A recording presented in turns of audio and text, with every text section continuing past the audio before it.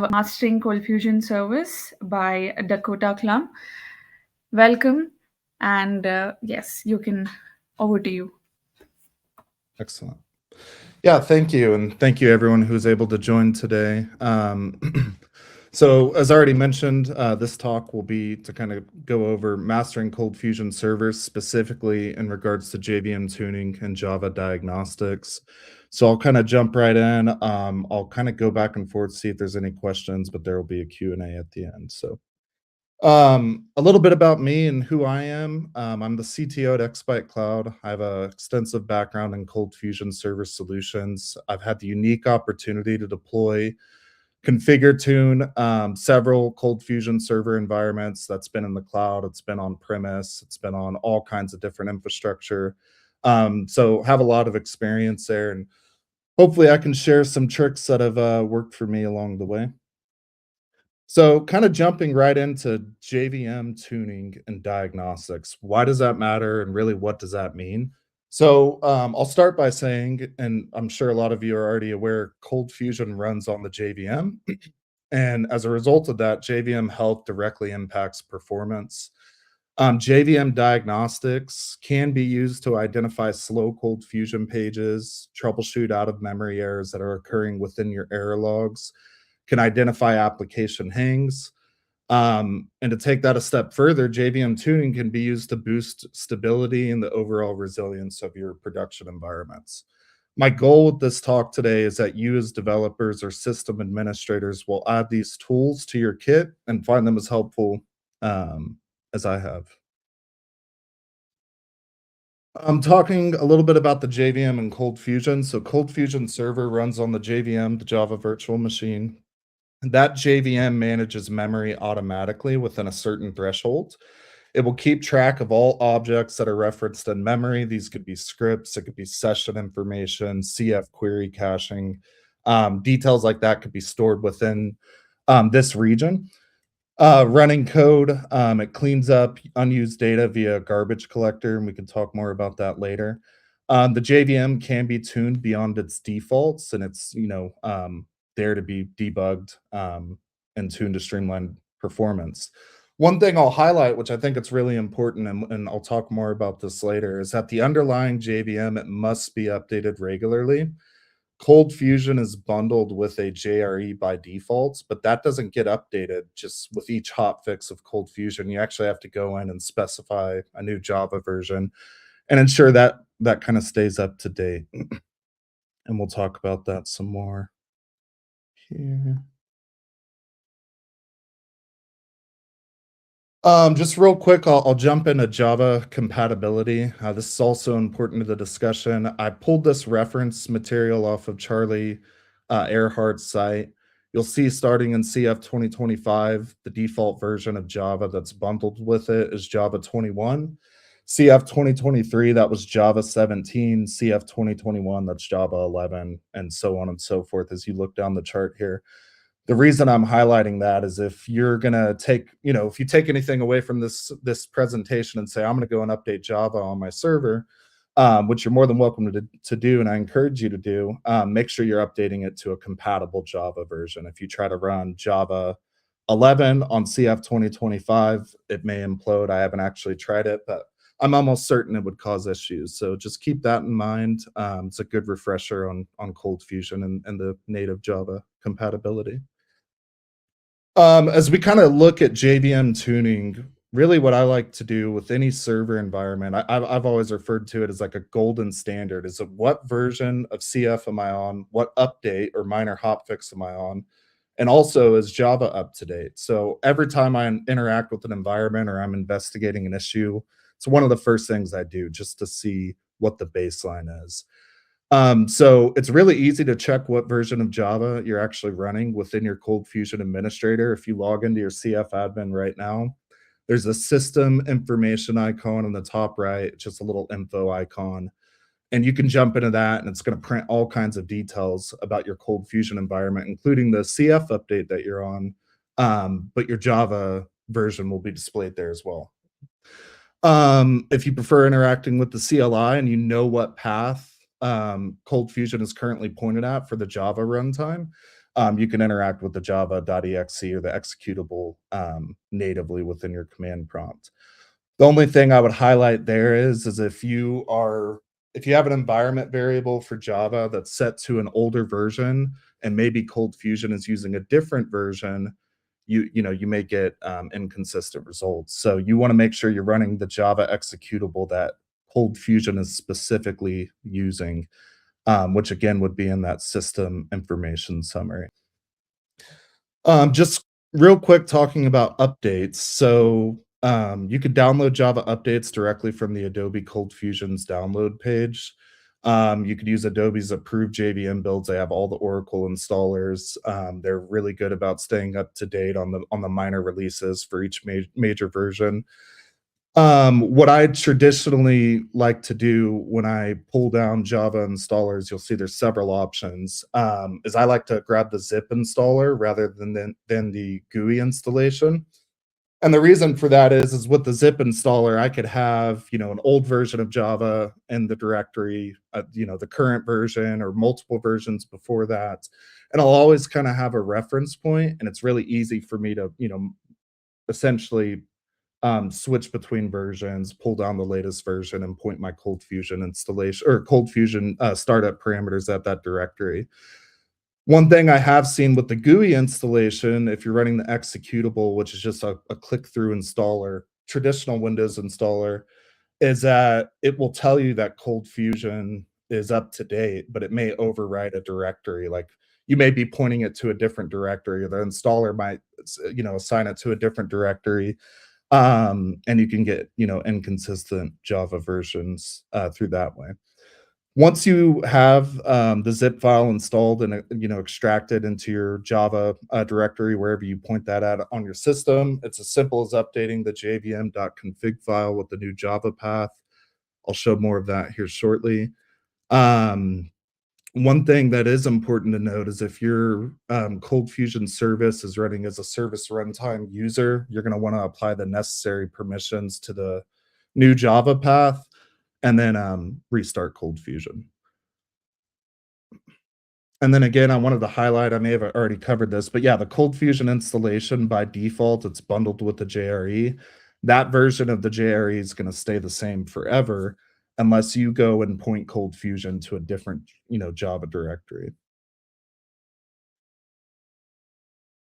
I put up a couple examples here, just to add on to what I discussed in the last slide. But the command line execution, if you run that against the JRE bin java.exe, you can get the current version that you're running. If your path is anywhere else, like C program files, Java, JDK, in the major version, you could also run that same exact command, but you would just specify the correct directory.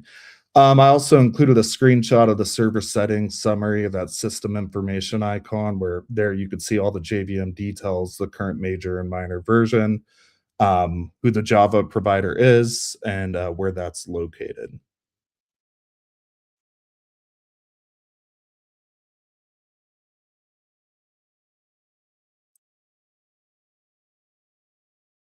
I see someone's comment here. And yeah, I agree. I think anything that could be done to help automate the Java update process could be certainly helpful. But really, it is an easy thing to do as you kind of get used to it and have done it a few times. And we'll talk about that now. It's like, okay, what is a Java update best practice? Typically, what I do is if I know that I'm going to be interacting with the Java folder, especially if I plan on replacing it, just grab a backup. You can keep a local copy. As I mentioned previously, you can leave that old Java version intact if you needed to revert for some reason. So if you're going from 17.016 to 17.017, you do have the ability to, jump between those versions if there was some kind of issue. When modifying the jvm.config, which is located in your CFusion, you're basically the ColdFusion's bin directory. There you can specify the java.home startup parameter, the Java path. You're going to want to back that up as well in case you make a typo. And I'll talk about how to troubleshoot that if you do run into a typo as well. One typo in the JVM config can prevent a CF startup. So if you specify the path incorrectly, if you accidentally add a space, ColdFusion's just not going to start. You should update Java and sync with ColdFusion hotfixes. I know, some ColdFusion hotfixes can come before Java updates available. But at the very least, every time you update ColdFusion, make sure, you're up to date on Java as well. But if you could update them independently of each other, I'd recommend that too. I think I mentioned this earlier, but verify that the new Java path that you're specifying within your jvm.config is accessible by the ColdFusion service runtime user. Another consideration is if you're using any custom Java libraries, you're going to want to make sure that that Java version is compatible with whatever library your application resides on. Um, as we continue talking about the JVM.config and just tuning of the JVM config in general, anytime I'm updating a server and getting it current to the latest release, I always look at some certain thresholds.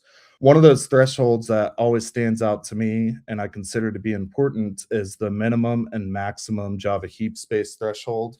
On the bottom right of my screen or this slide, I highlighted the two parameters I'm specifically talking about.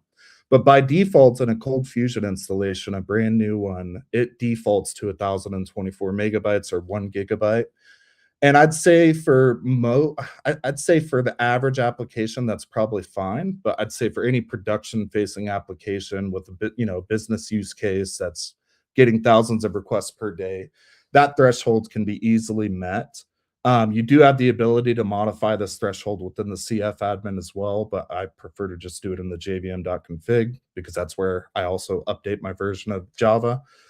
Um, and so just keep that in mind. You can tune this threshold. I'd say a typical business application could start at 3 gigabytes, but really it just comes down to your memory footprint. What I typically recommend is reserving, 80% of your OS memory, or sorry, 80% of the OS memory towards ColdFusion, and then 20% for other OS related tasks.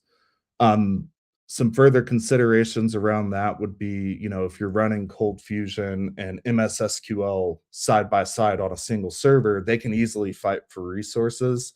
So typically, I recommend breaking them apart into their own separate servers. But if you can't do that, just keep in mind you don't want to over allocate ColdFusion so much that MS SQL doesn't have its ability to, build its own cache threshold. With the minimum and maximum Java heap space thresholds, I wanted to point out the ColdFusion process memory. So whatever maximum threshold you set for the application, as that JVM begins to warm up, over time, you'll see the ColdFusion process, it will, I'll say bloat. So it's not really bloating, but it will, the process warms up and you'll see that it's using 3 gigabytes if you set your maximum threshold to 3 gigabytes. It's important to note that the ColdFusion process memory, the total memory that the process itself is using on the OS, is not representative of the actual Java heap space threshold of the server. So you could have a 3 gigabyte process, but only 5% of your total heap is being utilized. And there's tools like Fusion Reactor and ColdFusion's performance monitoring toolset that will allow you to visualize that easily. Another thing I like to do, when tuning this threshold is for the minimum, I always set it to the same threshold as a maximum. And part of that reason is if you started at, let's say the minimum is 256 and your maximum is 3 gigabytes.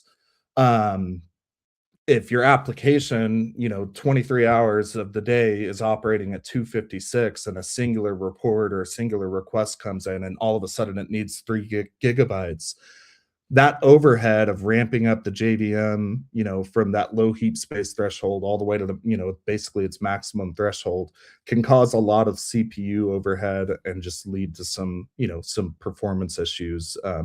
When in reality, all that's happening is the JVM's, responding to a report. So I like to keep it ready, the process memory ready so that the heap environment can use it whenever it needs to. Let's see.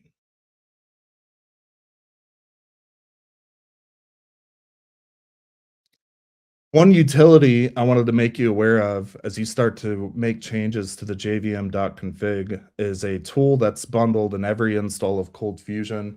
It's located within the bin directory, but it's called cfstart.bat. It's a utility that can be used specifically to debug why ColdFusion won't start. One thing I've noticed is if I make a typo in a JVM.config and I go to the Windows Services panel and try to start the ColdFusion service, you'll see the error output. It's like a traditional, basically a Windows error. It's not super helpful. It just, it says go check the event viewer, and then you go and check the event viewer, and it kind of sends you down a rabbit trail. cfstart.bat will kind of cut all of that out. And it gets right to where the issue is. It's basically printing the process output to the command interface. So one typo in a JVM.config can break CF startup. So, just verify you're setting the correct Java home pass. There's no typos or syntax errors. You'll see here I provided a couple examples of what a Java home path looks like. So you could do a double backslash, you could do a single forward slash, but there's various examples there. If for some reason you do make a mistake or you think you might have added a typo, you could run that cfstart.bat utility, and you'll see here, let's say I adjusted my heap space threshold. I went in and did, dash XMS 256, and I put the word oops in there, representing my typo, and you'll see that cfstart.bat displayed that right on the screen. Hey, there's a typo here. You need to go and correct it. So that's saved me plenty of times. I recommend everyone uses it and is familiar with it.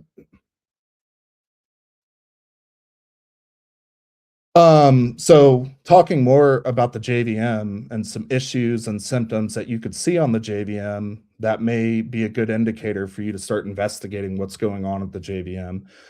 Cold fusion and the JVM can be considered one of the same, but if cold fusion, you're seeing slow load times, you're seeing unexplainable high CPU utilization, you're getting spontaneous crashes, sudden crashes upon script execution, out of memory errors, which you'll see in your cold fusion logs, even request timeouts. You can leverage the JVM diagnostics to get details about all of that and why it's not working as expected or why things are slow. One thing I would recommend is that you're regularly reviewing your cold fusion logs for out of memory errors. A lot of application servers get them all the time and they have no idea. But that could be something that's occurred, quite often, and simply adjusting your heap space may be a good path towards correcting that.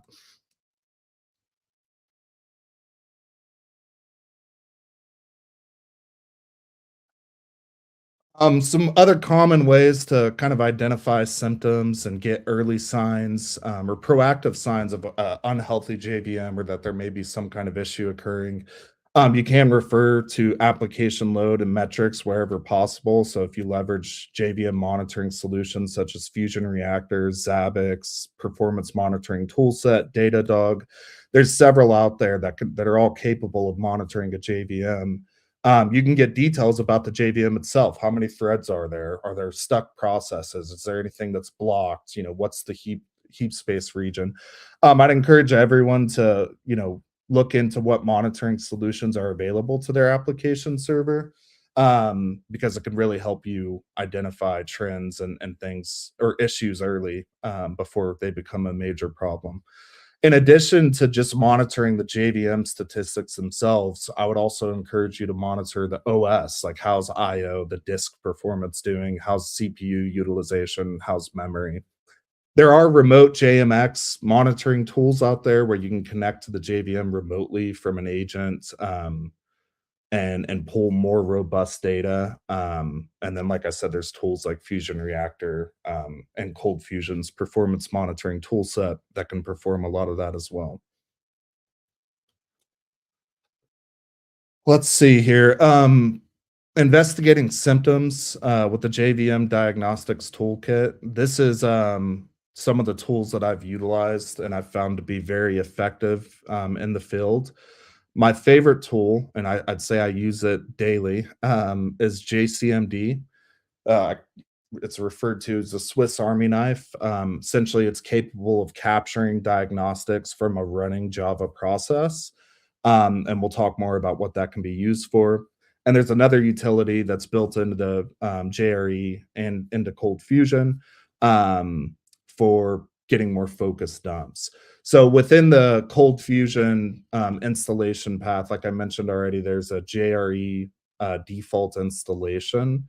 In that JRE is a bin directory, and there's a suite of tools within that bin directory, obviously the java.exe, but there's also command line utilities and diagnostic tools that you can use, JCMD being one of those. And we'll talk about what that means and kind of what we can do with it. There's also GUI options, tools, JVisual VM, if you ever want to kind of put visualize if you don't have Fusion Reactor or PMT installed. You could leverage JVisual VM to connect to a running Java process and visualize some of the data. The reason I like JCMD is I like the practicality of it, the speed of it being accessible, and every Cold Fusion installation, I can navigate to the directory, pass in a command parameter to JCMD, and I have a lot of information about the running process at that moment. It is low overhead. It's not relying on a remote connection. It's local to the VM itself. It's not actually connecting to or dependent on the Java memory. It operates outside of the Java process itself. Um, so it could always be accessed even on a pinned or hung system. Let's see. Next here. So, jumping into using JCMD in practice. So, if I go back to my earlier post here or my earlier slide here about cold fusion issues and symptoms on the JVM, this is where tools like JCMD can come in handy. If I'm seeing slow load times, high CPU utilization, spontaneous crashes, out of memory errors, this is where I'd start to bring JCMD into the picture.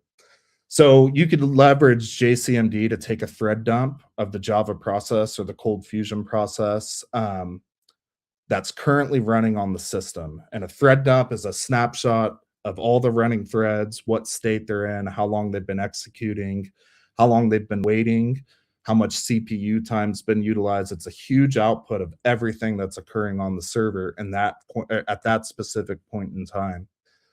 In addition to a thread dump, you can also collect a heap dump. So one is about thread data, what's running at, in the threads. Another is the heap dump. So it could be a huge file at times, but it's a snapshot of the Java process's full memory region. So everything that's referenced in memory in Cold Fusion, it could be session information, large CF queries, it could be PDF operations.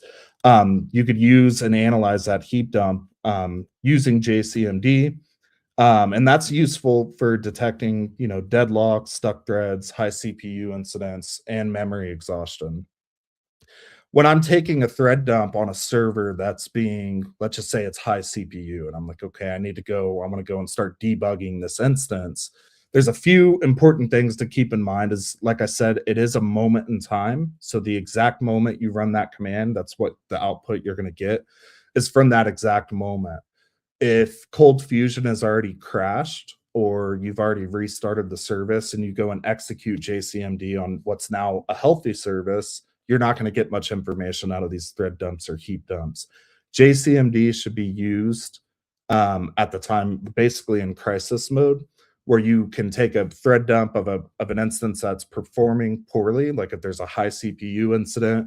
I have a tip here to take multiple thread dumps, so you can analyze, what requests are running, what requests are stuck and being referenced multiple times. Um, it's harder to do with the heap dump because heap dumps can be very large. It's basically if you have an out of memory incident, the size of that file is going to be the total size of your maximum Java heap space threshold. So earlier in my example, I set my Java heap space threshold to 3 GB. Well, my file is going to be 3 GB. If it's 32, it will be 32, assuming all that memory is actually being utilized.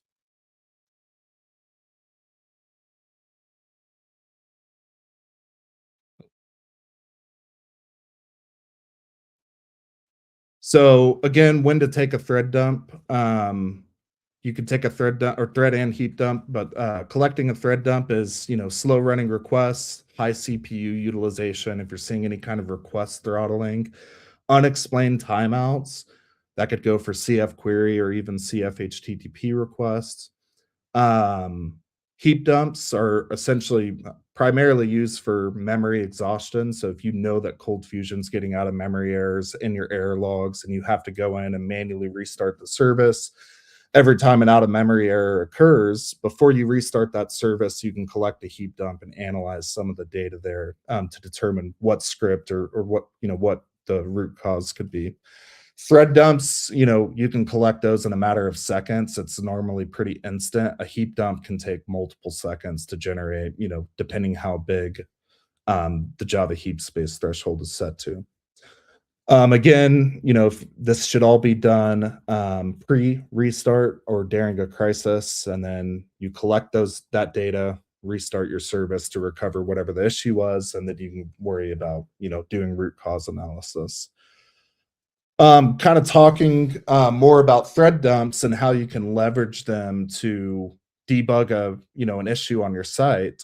And if we have time at the end, I'll show an actual full thread dump just so you have an idea and kind of what to look for. You should look for, or when you're diagnosing a thread dump and determining what a culprit could be or where a hang may be occurring. One thing I like to do in every thread dump that I perform analysis on is I look for repeat references of the same script and, more importantly, the same line number. That's almost always a dead giveaway. If I'm going into a server and I run a thread dump because the CPU's maximized, and I do a find of their common directory path and I see the same script referenced multiple times, um, you know, that could occur for a variety of reasons, but common ones are like a CF HTTP request, like your application's making a call to a third-party API. Maybe that's responding slowly. It could be a CF query. Maybe the ColdFusion server's waiting on MySQL or MS SQL to reply, and it's actually an issue at the database layer, and it has nothing to do with ColdFusion. Thread dumps can help you uncover that and kind of point you in the right direction right away of where do you need to troubleshoot. I've also seen it with like CF queries. If you're getting, bot traffic to your site and you don't have any mitigation in place to, stop aggressive crawling, these bots will go and hit pages with tons of CF queries and it just ends up bogging down the server. And what you'll find in your thread dumps is every script that's referenced, they're all hanging on a CF query tag or um and more extreme examples, you could see CF query tags hanging on, or you could see scripts where or threads that are hanging on a CF query tag that is vulnerable to SQL injection. There's no sanitization. Like maybe there's a form being, abused on the sites and a bad actor is trying to take advantage of it. The thread dump will tell you everything about what's happening in the moment. And it's really helpful when you know there's an issue that you're actively trying to investigate and resolve. Thread dumps, can identify infinite loops, external API calls that are responding slowly, IO operations. You can see large Excel generation or file manipulation, and they're just running forever and saturating all available OS level resources. And like I said, a tip is when you're looking at these is, watch for several instances of a stuck thread. Within these thread dumps and the stacks that you get for each thread, you can look at the CPU time, how long has it been running. There are visualization tools or analysis tools that can take a thread dump and read it for you. One of those is Fast Thread IO. I've used in the past, and there's several out there that can do some of that analysis for you. But as you get more and more familiar with it, you'll start, seeing you can fly through the thread dumps and just at a glance within a couple of seconds, it's pretty easy to identify the culprit. Let's see here. Next is heap dumps. So I use thread dumps for high CPU, slow requests, etc. Where I go to collecting a heap dump for analysis is if I know that my ColdFusion server is out of memory. When I say out of memory, I'm talking about out of memory in the Java heap space region. And you could check your logs, the ColdFusion error logs, to see if that error is occurring. And you may even see it referenced in a thread dump where all of your threads, on their stack trace, you'll see that they get stuck on Java free memory, or JVM.VM.free memory, something along those lines, which is another indicator that your JVM Java is out of heap space. So a heap dump is a full memory snapshot. You only want to collect these during an actual incident or a crash. So ColdFusion just completely unresponsive. If you restart ColdFusion and then collect a heap dump, it's only going to be 1 megabyte, or a few megabytes. The data is going to be useless at that time. So it's a moment in time snapshot. You want to collect these during an incident. Heap dumps will be the total size of your maximum heap space threshold, assuming your memory is actually exhausted. So keep that in mind. If you have a 32 gigabyte heap and 10 gigabytes free on your C drive, then you're not going to have enough memory to generate that, or collect that. Some common causes for heap exhaustion that I've seen, or these out of memory errors, are long living session scopes. So, the way bots operate in the wild is for each page request, even if they're coming from the same IP address, they're not storing any cookie information or session details about their request. That could generate, one IP address that's hit your site 1,000 times could have 1,000 individual sessions.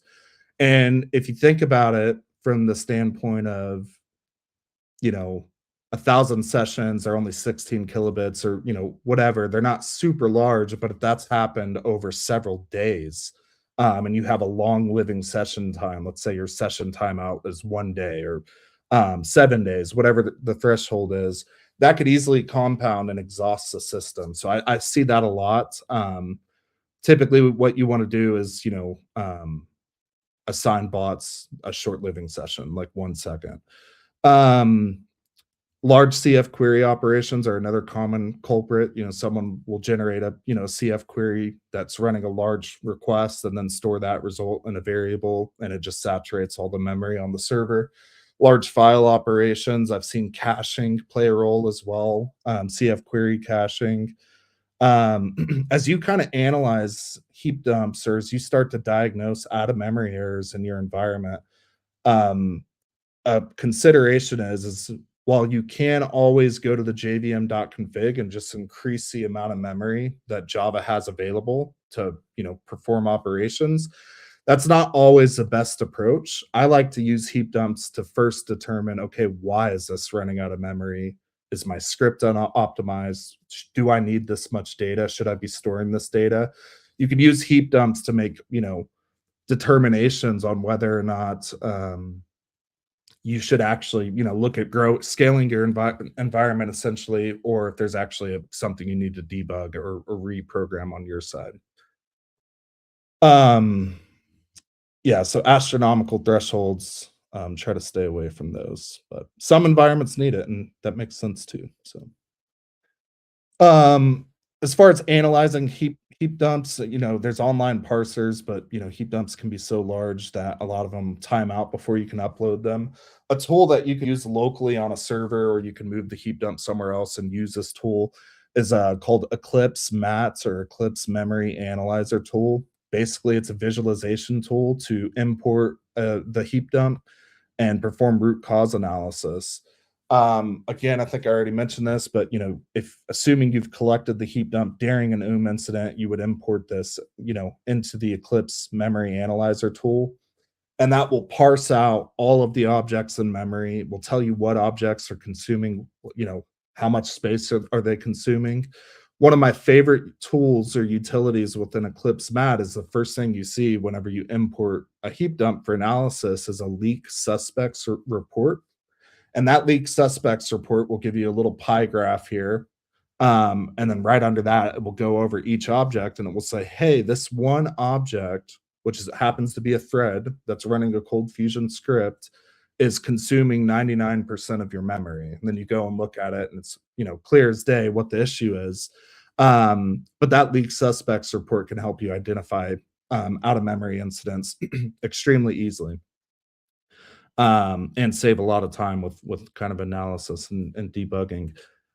It does get more advanced, using this tool. There's a denominator tree or dominator tree. I always struggle to say that. But a tree view where you could go in and drill down into each object and find individual scripts that are running. It also contains all of the active threads that were running at that time. So you can go to each ColdFusion request or ColdFusion thread and say, okay, what was your memory footprint? What was yours?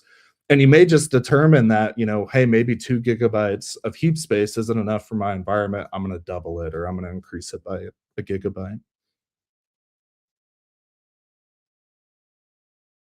Let's see. Oh, it's the denominator tree. So there's a denominator tree view, which I recommend everyone uses.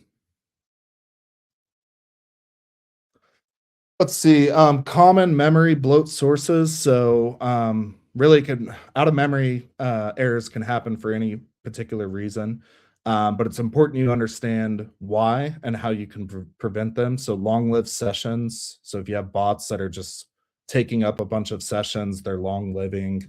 That's going to exhaust your memory, and Cold Fusion will eventually crash, and you'll have to recover it. Heavy use of application and server scope. So if you're just have a lot of logging or just, you know, any data within your application or server scope that really shouldn't be there, that will cause bloat over time. The more you add to it and can, eventually exhaust resources. Third-party Java libraries with memory leaks. If you're interacting with any third-party Java libraries, that could always cause an issue. File uploads or unbounded CF query cache. So if you have a CF query that's huge, 3 gigabytes, and you cache it for multiple days, and then the server gets, a little busy, and that object is still being referenced in memory, that would result in a crashed instance. Heap tuning isn't always a fix, which I think I covered in the last slide there, but before you just go and start increasing the Java heap space threshold, I think it's typically reasonable up to a certain amount, like 3 gigabytes. Anything beyond that, it's really important you understand why you're making the adjustments. What can you profile? Is there something you can optimize before you just throw unlimited resources at the VM? To take this a step further is, like I mentioned, that JCMD utility that's bundled in every Cold Fusion install. So if anyone has Cold Fusion, you can go and check in your JRE bin directory. There should be a jcmd.exe, but you can integrate self-healing scripts onto your server and recovery, um, that will, collect the diagnostics that you need, automatically restart the Cold Fusion service. So if you have tools that you leverage, like a monitoring agent for that matter, it's not too difficult to automate. Hey, take a thread dump if my site's down, and collect a heap dump if an out of memory error is logged in this file. And if those two things occur, after that, you can immediately restart the Cold Fusion service. So, one, you've automated the recovery of your service, but two, whenever it's time to come back and analyze and do root cause analysis, you already have the data you need. Oftentimes, what we see is someone's server will go offline, they'll restart it, and then we have to wait for the next time it occurs. Like there's, things you can look for in the logs, but it's not always the the thing that leads to the actual resolution or the answer. So getting that data, collecting it before you restart CF is a huge factor. You can integrate, self-healing monitoring into your internal monitoring. Datadog has these capabilities, Zabbix, etc. And you could also even tie them into your CI/CD pipelines. So if you're, executing or pushing code and a certain threshold is met for slow, in your tests, requests have gotten slow to a certain threshold, you could automatically collect a thread dump and send that back to the server. Um, and you'll have that data on hand so you can go and look and say, okay, where's the hang up? What script is it actually hanging on? Proactive JVM monitoring. So I mentioned some tools earlier, Fusion Reactor, ColdFusion's performance monitoring toolset. There's tools that can analyze your JVM in real time, and there's even tools that can show thread data in real time, and those are certainly helpful and things that you should look at using. But things to monitor is your heat threshold. So, how much of your total heat percentage are you actually using? How's the garbage collection logs using? The garbage collector is just a process within Java that cleans up unused and unreferenced objects in memory to keep the system optimized and stable. CPU usage is another important one, and all these tools are available and out there for people to use.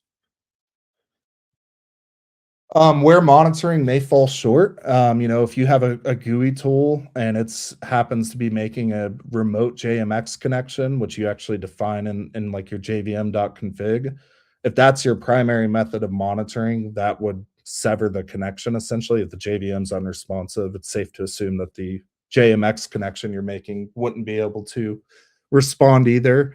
So sometimes having local access and the ability to monitor locally and diagnose locally is really helpful.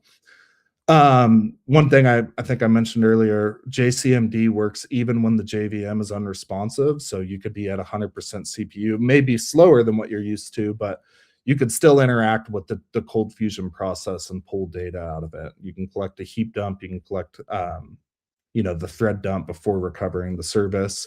Other tools, if they're relying on that remote JMX connection, may not be able to recover the service in the same way.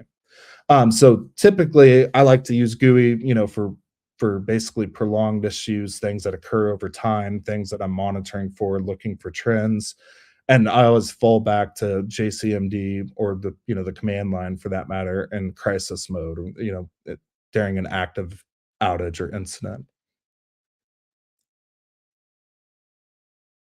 Um, just some developer workflow best practices as you start to work more with Java and just your Cold Fusion environment. Keep Java and Cold Fusion patched. That's my golden standard. I recommend it to everyone I work with. If you do those two things, you'll find that a lot of issues don't seem to occur over time. Um, you should look at integrating thread dumps into your CI/CD pipelines when your certain acceptance testing fails. You could even do the same for heap dumps, but it's a little um, an interesting way to get more data out of your testing instead of having to go in and manually troubleshoot. Where possible, use self-healing scripts to recover faster and to automate, the diagnostics that you need to collect from the server. You should practice safe heap tuning, measure before changing. You should have a general idea of how big is your memory footprint. What's the baseline? What have you added recently that could cause that footprint to increase? Don't just go in and triple it unless you really want to, because that could still cause underlying issues. There may be an unoptimized script that's going unnoticed. So these JVM tools, they should be a part of every dev's toolkit. JCMD, a heap dump parser, which I suggested as Eclipse Mat or Eclipse Memory Analyzer tool. A thread dump parser. For me, I traditionally use a notepad, but fast thread IO, there's other tools that can help parse that and give you meaningful information. Application observability, that those are the data dogs, the fusion reactors, cold fusion performance monitoring toolset. How's your application performing and what can you kind of see in real time? I'll pause there and let us go through any questions if anyone has any. And then if we have enough time, I'll do a real thread dump analysis and kind of let everyone see what it looks like when you're actually looking at a thread dump. But any questions?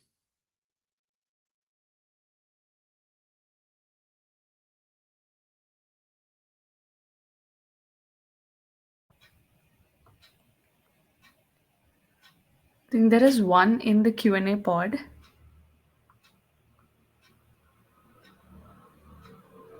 Thing from Rama. Oh, I see it now. Okay, I was looking in the wrong panel. So JCM thread dumps would cause any crash while it's analyzing threads. Requests are being served by the server. So collecting a thread dump is very lightweight. It's a very lightweight process or interacting with the server. So being able to collect it and pull info out of the JVM, that's very lightweight.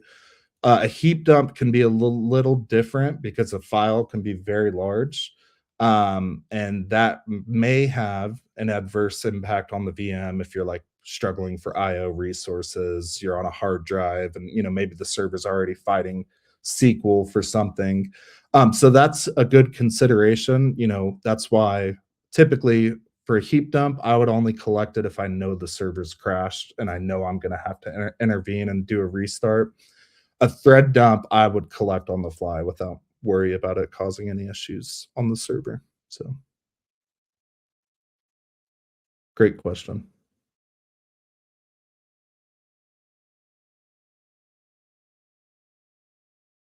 Any other questions?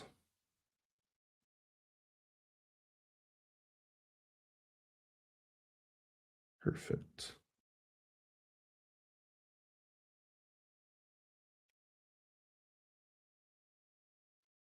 Would you recommend or not recommend GC JVM args? So the garbage collection arguments.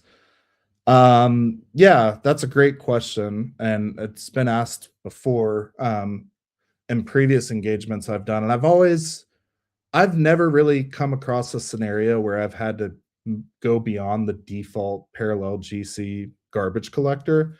I do think that there's a performance white paper that was posted by Adobe ColdFusion specifically in relation to garbage collection, where if your JVM heap space reaches a certain threshold, like I think if it's more than three gigabytes, or it may have even been six, you can introduce a more optimized garbage collector for the size of the JVM, which is G1 GC. But those are one of those things where if you're really getting into garbage collector, like performance, stop the world events, like how's the actual garbage collector handling the server? Um, you'd want to play around with that essentially. One thing you can do is if you're interested in learning more about your garbage collection performance, there is a tool. Well, one, you can enable garbage collection logging in the jvm.config. And then there's a tool called GC Viewer where you can import your garbage collection logs and visualize the actual heap space and the overall performance, your total pause time, your average pause time, um, to essentially find opportunities to optimize your collector. So great question. Let's see. Do you think that the CF performance kit is adequate enough, or does it cover things you would definitely need to, or does it not cover things you would definitely need to know? I think the ColdFusion performance monitoring toolset is great. It displays a lot of the same details we talked about here today. I think it even has like built-in connector tuning, which can help alleviate issues. From a purely a heap dump analysis perspective, I don't think it has any like native heap dump analysis. I know it has thread details, but if you're really needing to troubleshoot and debug an out of memory error, I would use JCMD, or just use JCMD to collect that heap dump and a visualization tool to identify it. But let's see. Yeah. Yeah. So there's a comment here a few years ago. I automated the send email if heap space threshold reaches 80. And I think that's a great practice as well. And that's where you can get into like the GC viewer and like really analyzing your heap dump, or sorry, your heap threshold. If it's staying at 80% and over multiple days it goes from 81 to 82 to 83 to 84, that could be an overtime memory leak. So having early symptoms like that, or being able to identify early symptoms like that, are definitely a best practice. So someone asked, Oracle JDK versus Open JDK, your thoughts? I've always leaned towards the Oracle JDK just because that's what Adobe, bundles by default. I've had instances, I've seen actually quite a few instances of customers, implementing their own OpenJDK or a variant of OpenJDK, and, I can't recall many issues with that, but, I'd say I typically just stick with the Oracle JDK because it's available and included by default with the install. So,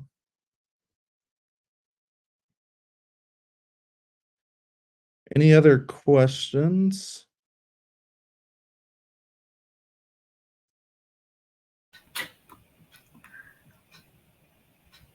I don't see any. Okay. Also, there is the $50 Amazon gift card that you can give away. Yes. Yeah, I'll think of something on the fly here. So,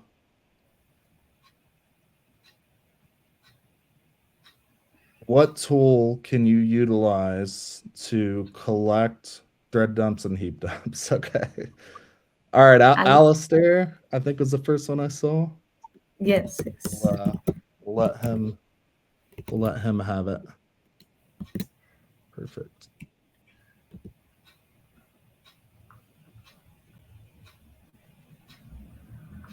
Yes, someone said use parallel GC versus use G1 GC, which is the garbage collector. So by default,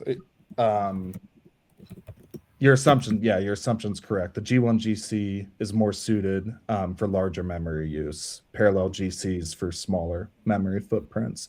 I have seen ColdFusion environments that are operating with really high heap space thresholds, but I've never seen garbage collectors start to play a major factor in there. I think where you really would start to see an issue there is an application that's serving, potentially millions of requests, per hour.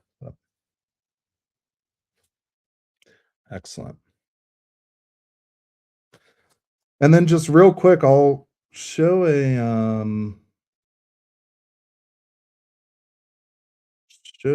thread dump because I think it could be helpful.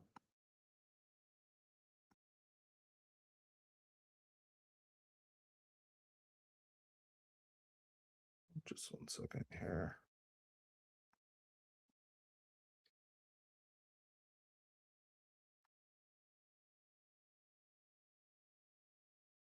Are you able to see my screen, everyone?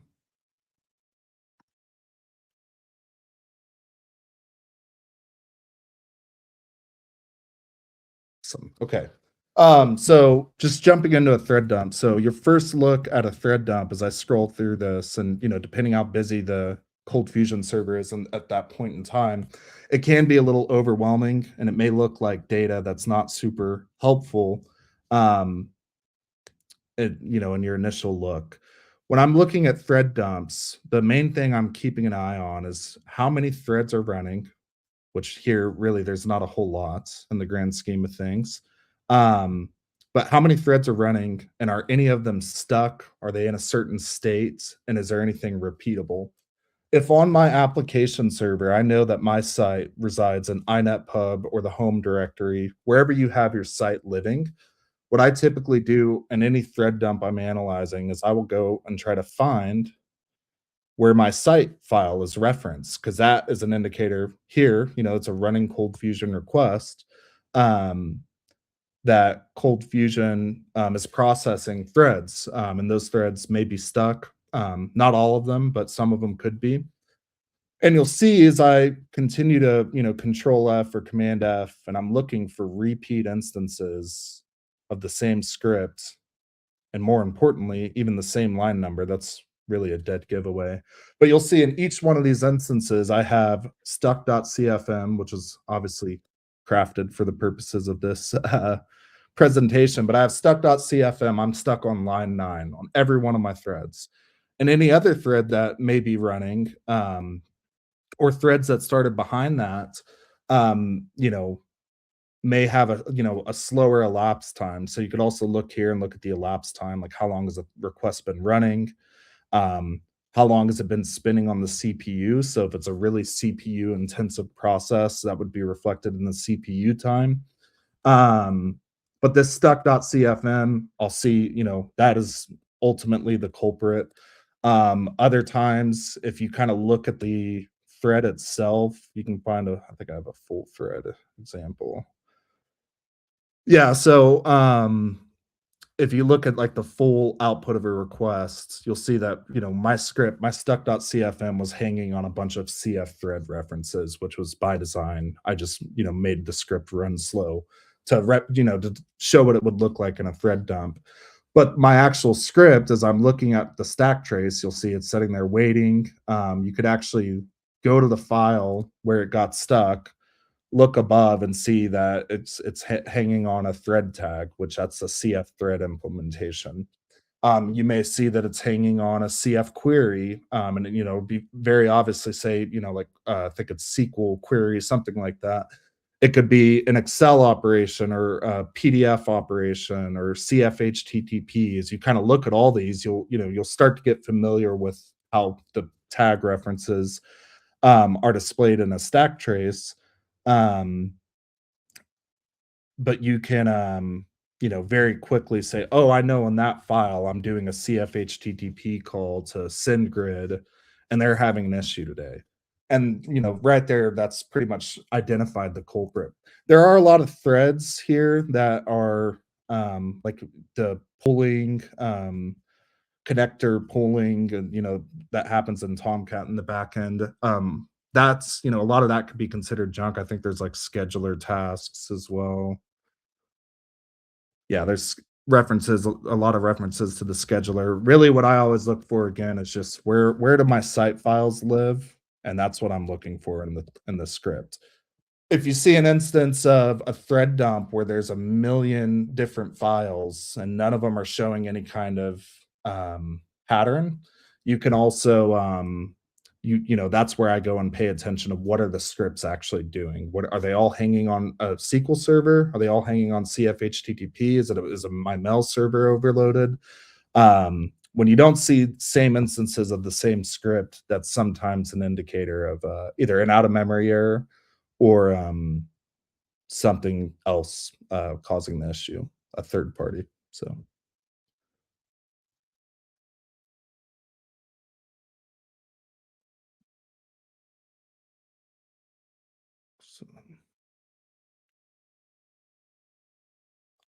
excellent.